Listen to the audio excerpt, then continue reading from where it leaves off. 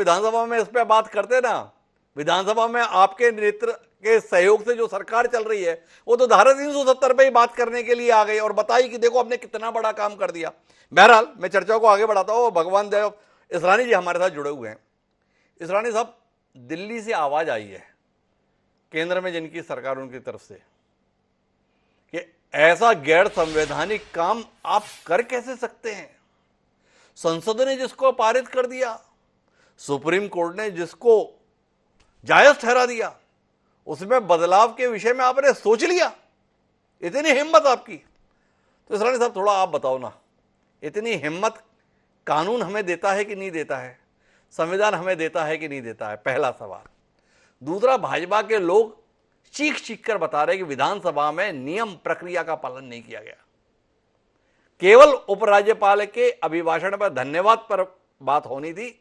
यह प्रस्ताव कहां से आ गया? आपका तो बड़ा लंबा तजुर्बा है, थोड़ा बताइए।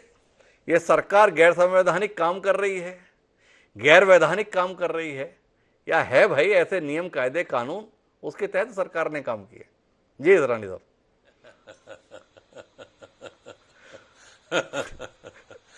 देखिए, जब 370 का मुद्दा पार्लियामेंट में आया जी, तब भी एक सप्लीमेंट्री एजेंडा में के तहत आया था, एजेंडे में नहीं था वो। ये जानकारी आपको होना चाहिए जी, सभी को होना चाहिए।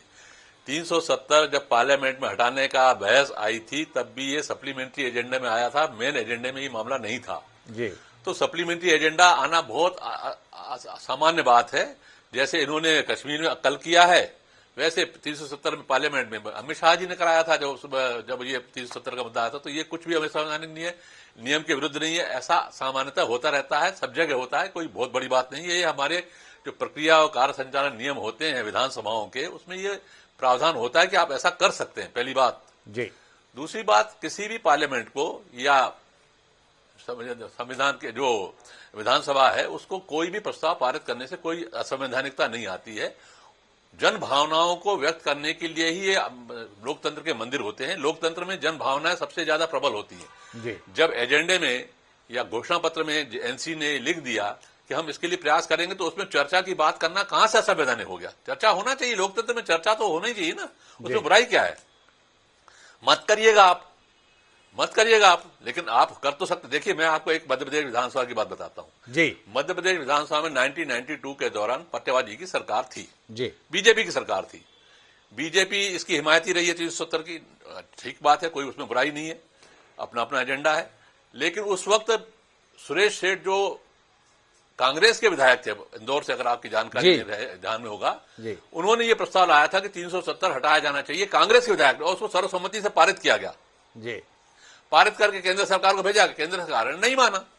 तो ये पारित करना किसी भी विधानसभा का अधिकार है, इसमें कोई असंवैधानिकता नहीं है, नियम विरुद्ध नहीं है। ये पूरे तरीके से जन भावनाओं के अनुकूल काम करने का काम विधानसभाएं करती हैं और करना चाहिए, उसमें कोई बुराई की बात नहीं है। साहब साथ में बताएगा, सुप्रीम कोर्ट को चुनौती दे रहे हो। सुप्रीम कोर्ट ने धारा 370 के संदर्भ में जो प्रावधान हटाए जाने की कार्रवाई है उसको जायज ठहराया है, और सम्माननीय पूर्व मंत्री और भारतीय जनता पार्टी का मुखर चेहरा है स्मृति ईरानी, उन्होंने कहा कि ये सीधे सीधे सुप्रीम कोर्ट को चुनौती दी जा रही है, यह अधिकार आपको किसने दे दिया? तो इसरानी साहब थोड़ा इसमें भी बताएं, इतना दुस्साहस।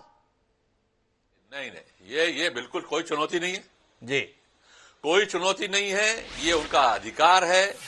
स्मृति ईरानी जो कह रही है कि सुप्रीम कोर्ट ने कहां कहा है कि इस बारे में किसी विधानसभा में बहस नहीं हो सकती, कोई सुप्रीम कोर्ट ये कह ही नहीं सकता। दूसरी बात यह है कि जो हमारा आर्टिकल 208 है, संविधान की बात कर रहा हूं मैं, आर्टिकल 208 जो है हर विधानसभा को यह अधिकार देता है कि आप अपने इंटरनल रूल आप खुद बना सकते हैं। हर विधानसभा को यह अधिकार दिया गया है। विधानसभा ने अपने रूल बनाए हैं, उसके तहत वो काम कर रही है। ये अधिकार संविधान ने उनको दिया है जी, ये संविधान के तहत काम कर रहे हैं, ये कतई असंवैधानिक नहीं है। एक पॉलिटिकल मुद्दा है, बीजेपी का अपना पॉलिटिकल एजेंडा है, कांग्रेस का अपना एजेंडा है, एनसी का अपना है, पीडीपी का अपना है, तो ठीक है, ये उनको करने दीजिए, उसमें कोई कुछ भी असंवैधानिक नहीं है। आपने तो विधानसभा की कार्रवाई को बड़ी नजदीकी से देखा, उसका बड़ा हिस्सा रहे। ये 2 दिन से जो कुछ जम्मू कश्मीर विधानसभा में चल रहा